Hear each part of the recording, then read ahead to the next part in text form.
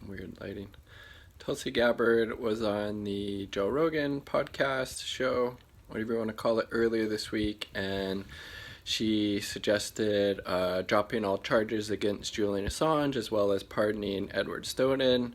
I think that's totally the correct response to give, and just shows just how really on point her foreign policy, her kind of national security state policies and issues are.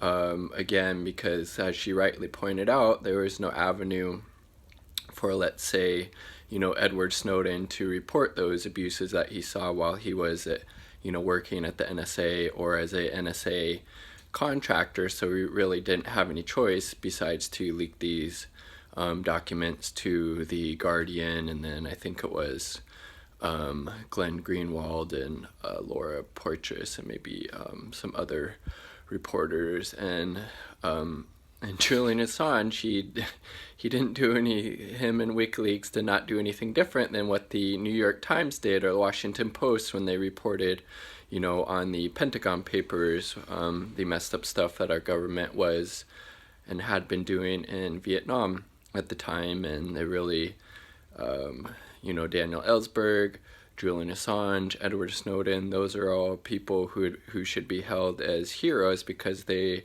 were integral in exposing the lies and corruption and spying that our government, was doing both domestically as well as the messed up things that they were doing,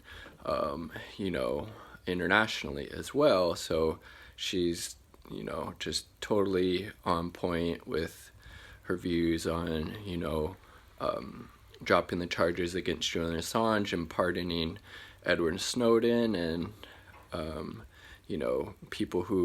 politicians who claim otherwise, they're just, puppets for the national security state or the military industrial complex, and they should really be called out as such. So just super impressed with her views on foreign policy, her views on this, and